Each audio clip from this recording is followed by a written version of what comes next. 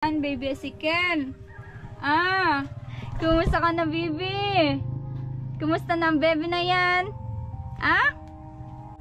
Siya si Baby Ezekiel, 2 years old at hanggang ngayon ay hindi pa nakakalakad. Siya ang nag-iisang anak ng isang batang ina. Si Baby Ezekiel ay naipanganak na premature, kadahilanan na naipahilot noong siya ay nasa tiyan pa lang ng kanyang nanay, na hanggang ngayon ay hindi normal ang kanyang pangangatawan.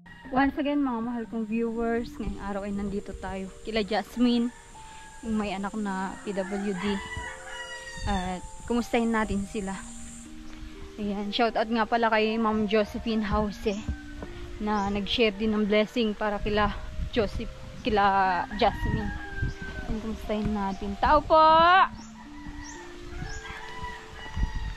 Tao po! Andyan po sila, Jasmine.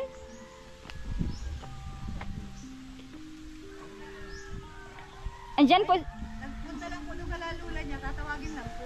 Sige po. Antayin ko na lang po dito sa Sige po. Ayan, nagpunta daw dun sa lula niya. Kasama niya po si, Ezekiel? Kasama po. Okay. Yan, tatawagin daw yun sa lula niya. Nagpunta daw siya doon. Ayan, thank you so much po sa sponsor ni Jasmine na nag-share din dito. At itry nating maghanap ng mag-therapy kay Baby Ezekiel. At yun nga, nag-share nga po yung sponsor para kay Baby Ezekiel. At sana ay madami pang blessing dadating sa batang ito at deserve po talaga nilang mag-ina yung blessing. Ang hirap ng kalagayan ni Baby Ezekiel, ang hirap po talaga ng kalagayan niya. 2 years old na po siya, hindi po siya nakakagalaw, hindi po siya nakakalakad. Na ang 2 years old ay dapat naglalakad na yan. Madami nang nasasabing salita, pero yon ay hindi po siya nakapagsalita. Parang iyak lang yata yung niya, yung kaya niyang gawin. At yun, nalulungkot yung nanay dahil sa pangyayaring yan. Kasi si Baby Ezekiel po ay premature na naipanganak at bata din yung nanay na nanganak. Nasa 15 years old pa lang yung anak niya. 15 years old pa lang siya nung siya ay nanganak. Ayan. Antayin lang natin saglit si Jasmine. Hello, Baby Ezekiel. Kumusta ka? Kumusta? Kumusta, bebe? Tinitingnan tayo si Baby Ezekiel. Anong nararamdaman mo ngayon? Kumusta, Ate Jasmine? Okay lang po. Okay lang? Kumusta yung pinupuntahan ninyo ni Baby Ezekiel noon? Nagpa-check up? Ay, di po natuloy. Naglakas po ang ulan. Yung pagkahapon. Hindi kaya natuloy na check up. Di mo nalaman kung buntis ka o nagpa-check up ka? Hindi din po. Nagparauulan po dito. O hindi mo pa nalaman kung ka na buntis ka o hindi? Alam naman na po. Alam mo nang buntis ka? Nararamdaman mo? Okay. Kumusta ka na, Baby Ezekiel? Gusto mo nang gumaling?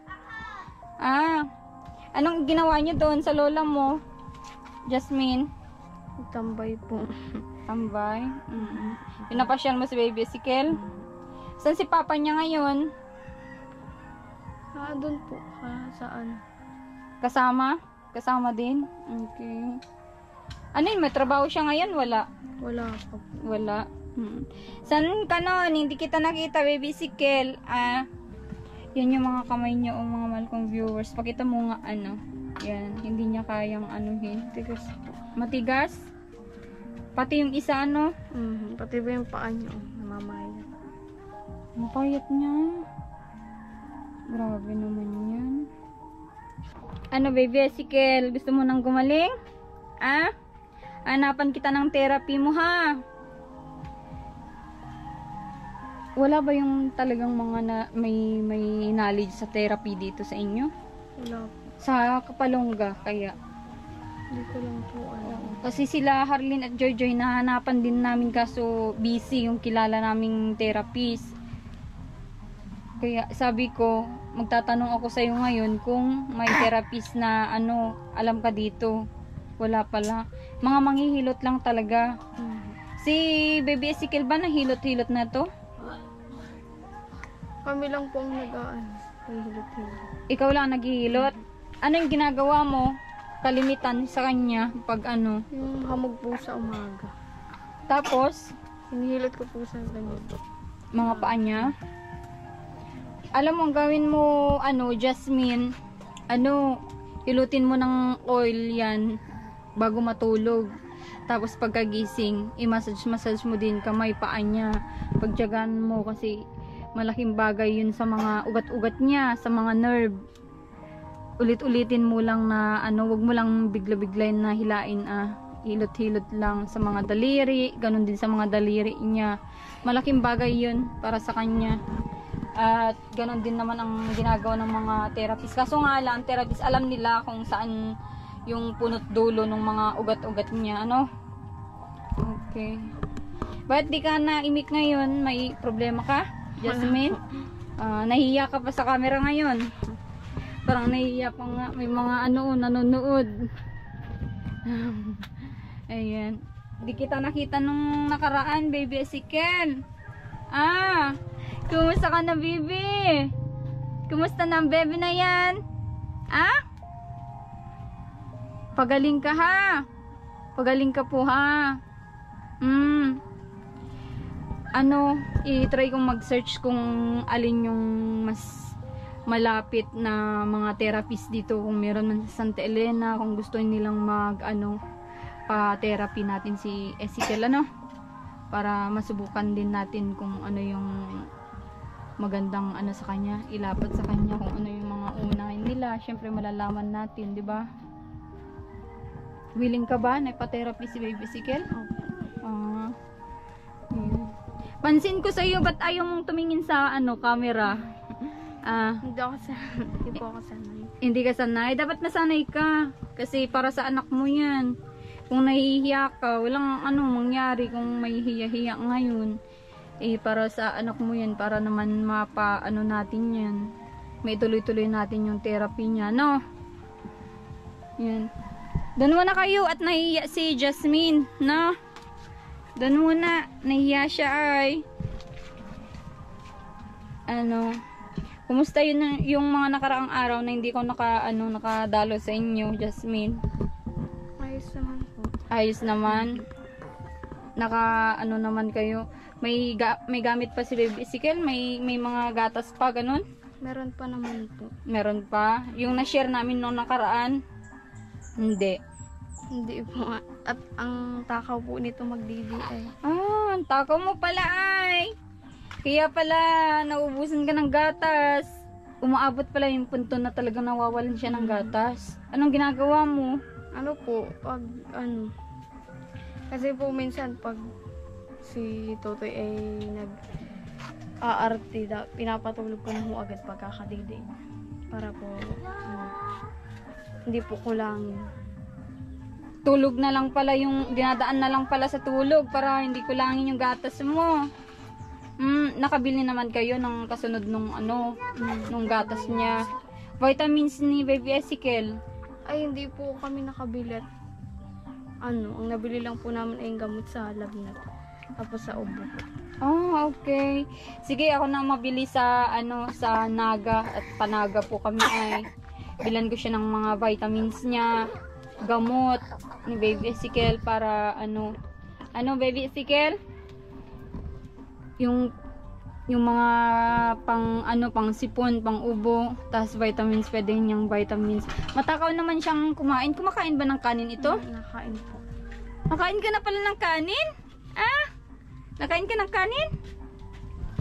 Grabe. Pati ba yung pag-upo, hindi niya kaya yung katawan niya? Yung, pati po yung ano ito, para ano. Yung leeg. Grabe naman si Baby Ezekiel. Oh, laglag. Laglag yung ulo. Ayusin. Ayan.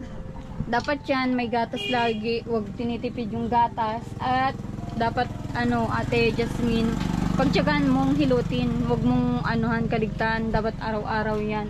At pag nakahanap akong therapist niya, maganda. Para, tingnan natin kung may improvement sa kanya. Tapos sabayan natin na vitamin. Para, Baby Ezekiel, Ayan mo't bibilan kita ng vitamin. Opo. Kasi advice din ng mga doktor kahit ipunta natin dun sa si specialist yan kasi ganyan na ganyan din yung handle ko. Pangatlo na si Baby Ezekiel na na-handle kong ganyan. Jasmine. Ang advice nila therapist talaga, kaya mag-direct tayo sa therapist at malapatan ng therapist si Baby Ezekiel at vitamin. Yun yung natin sa kanya first aid natin sa kanya ngayon. Tingnan natin yung may pagbabago. At sana mag-pray tayo, na makahanap tayo ng therapy na magaling para kay Baby Ezekiel, Opo. Yung willing na every week na pupuntahan si Baby Ezekiel para ma-therapy. At kung may alam ka din dito na yung naghihilot, may alam ka ba dito? Meron po sa sa pilay, sa lagnat. Pilay sa lagnat lang yung alam niya. Yung nagmamassage, mild massage yung gawin mo sa kanya araw-araw. Halos araw-arawin mo yan. Pag ganito na wala kayong ginagawa, unahin mo yung anak mo. Huwag mo unahin yung paglalayas, Jasmine, ha. Unahin mo yung ganyan, yung parang ganyan gising. Lalaro-laruin mo siya, hihilot-hilutin yung mga kamay, paa. Marerelax yan. Magiging okay yung niyan. Kung mawal ng pag-asa kasi pa yan ay baby pa yan, Bakit minsan ba nawawan ka na ng pag-asa? Opo. Nung nalaman ko na si Ezekiel na ganito. Ano yung naisipan mo noon? Ba't nawalan ka ng pag-asa? Baka po maging katulad siya ng ibang bata na kinukutya. Yun yung inisip mo. Kaya ngayon, gawin mo yun na inspiration, yung syempre pang bubuli, kung iniisip mo na bubulin someday si Baby Ezekiel, ay gawin mo yun lakas para maging si Baby Ezekiel maging okay siya. Araw-arawin mo siyang alagaan, ibigay mo sa kanya yung pagmamahal ng ina, yung dapat sa kanya, yung ganyan. Hilutin mo siya umaga't gabi. Pagkagising nyo ng umaga, anong bang oras nagigising si Baby Ezekiel? Maaga po. Maaga? Nadede po siya, mga alas 5 ganyan, gising na po. Ikaw, anong ginagawa mo that time? Nagtitimpla po ng gatas ni Ezekiel, tapos pinapadede na po. Oo. Pag ganun na nagdedede, hindi niya mahawakan yung dede niya, Di ikaw yung naghahawak ng dede niya pag nadede. Grabe, kawawa naman tong bata na ito. 2 taon ka na, dapat hawak mo na yung dede mo, baby.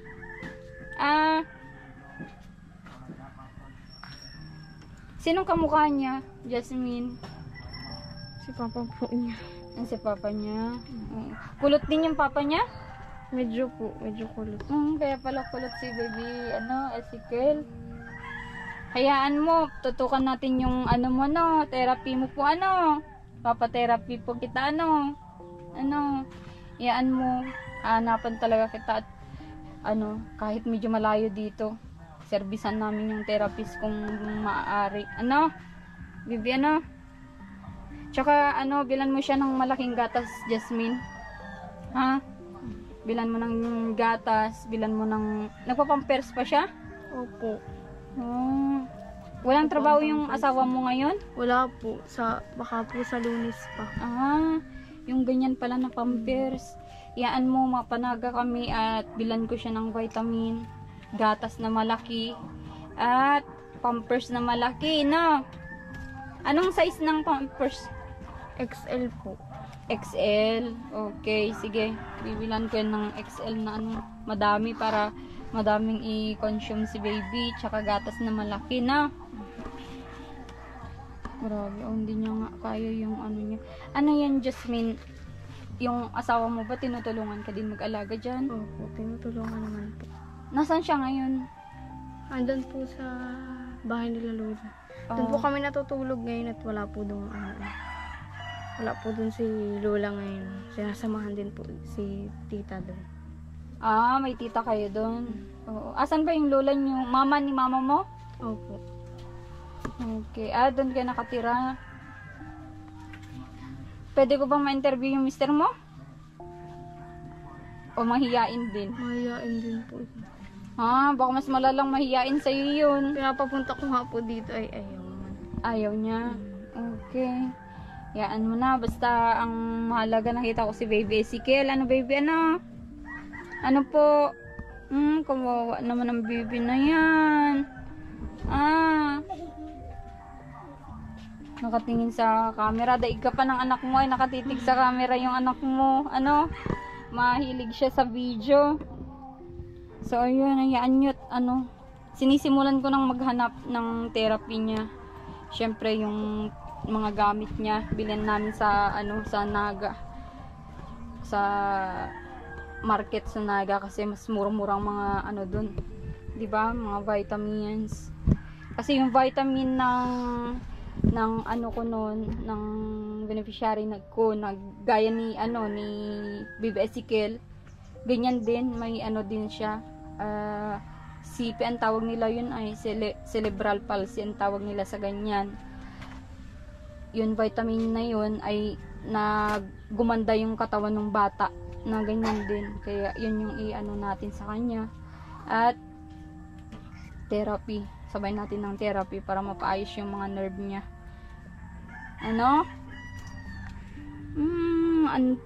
Antok ng batuta. Antok ka na baga? Sige, bilan kita ng pang merienda nyo, kung wala kayong bilhan, bigyan kako sa bigyan kita ng pang nyo ngayon. Kung may gatas pa ba? Meron pa po. Pampers. Meron pa po mga nasa 14 pa na. Okay. Yan mo, bibili tayo ng marami-rami, tsaka vitamin at gatas ni Baby Ezekiel. Yun yung pinaka main niya ay kailangan. Tsaka mga na din, kailangan bibigyan kita ng Baby Ezekiel, ng pang mo, yung mga kailangan mo, kumpletuhin natin, no. Tsaka pag dumating na dito yung therapy mo, dapat may improvement, ha. Tulungan naman ni mama mo kasi ikaw yung yung magiging niya, Ate Jasmine. Parang syempre ikaw yung magiging mag-guide na yung improvement na anak mo nasa kamay mo din. Naniniwala ka ba doon? Po na kay Lord na din po yan. Oo. Tapos kay Lord na din yung syempre pag mag-pray ka habang hinihilot mo, sana God bigyan ng improvement itong anak ko para sa niya. Tatawa. Tatawa din sa. Oo, kilala na niya yung mga diyan mga bata. Gwapo. Ay, gwapo naman yung baby na yan. Ayun, so ayun. Sige, dito muna yung vlog natin at parang pagod si Baby Ezekiel, paanoin mo muna, pagatasin mo muna. Kailangan niya ng laging gatas yan, ate, ha? Naantok din po ito ay pagdating niya. Matulog sa amin. Ay dali-dali kami, Oo. Basta bilan ko siyang vitamins, tapos mga kailangan niya. This week siguro, magkakaroon na siya ng therapy. No? Masaya ka ba, Ate Jasmine? Masaya ka? Oo. Yan, magpasalamat din tayo kay Ma'am Josephine Jose. Siya yung din kay Baby Ezekiel na sana din siya sa mga needs niya. Sabi ko, sige po, hanapan ko ng therapy niya, mga kailangan na kay Baby Ezekiel. Sige, Ate Jasmine, punta muna ako. Sige. Bye-bye, Ezekiel. Bye na. Salamat po. Bye-bye na, dali. Bye na. Tinitingnan niyo yung camera. Sige, Ate Jasmine. At asahan mo sa isang araw, dalhin ko yung mga vitamins, pampers, gatas, at mga ibang kailangan niya, no? At sana mahanapan natin yung magaling na therapy. No? Okay. Ako na din bahala doon sa may therapy niya. Pag at nag-share naman si Ma'am Josephine House, siya yung magbibigay ng pang-therapy niya. So, ayun. Thank you, Baby Ezekiel. Pahinga na ha. Pagaling. So, ayun, mga mahal kong viewers. Dito muna natin tapusin yung vlog natin. At sana makahanap tayo ng maganda-gandang therapy, magaling na therapy dito sa malapit nila. At medyo tulo na po ito. At sana mahanapan natin yung magandang mag-handle sa kanya para may improvement. At yun nga, sabi ko nga, tinuruan ko si Ate Jasmine na sana tulungan yung anak niya na para maging okay. At pwede naman po natin yun. Kung anak natin, yung ganong sitwasyon, pwede nating hilot-hilutin, araw-gabi yun, pwede natin lapatan ng ganong at sana gawin niya ng nanay at nasa kamay pa din niya yung pag-improve ng anak niya at syempre kasama ng maging therapy. At dito ko muna tapusin ang aking vlog. Support niyo po itong video para sa mag-ina at sana patuloy po kayong manood sa ating mga beneficiaries at lahat ng mga tinutulungan natin. Suportahan niyo po, i-share niyo po itong vlog. Comment po kayo, suggestion nyo po, mag-suggest po kayo ng mga gusto nyong i-suggest para naman may idea ako sa mga nakikinig naman po ako sa mga nagko-comment sa atin at syempre nagbabasa po ako kung ano yung mga sinasabi ninyo. Yun, thank you so much. Mag-ingat po kayo palagi. God bless.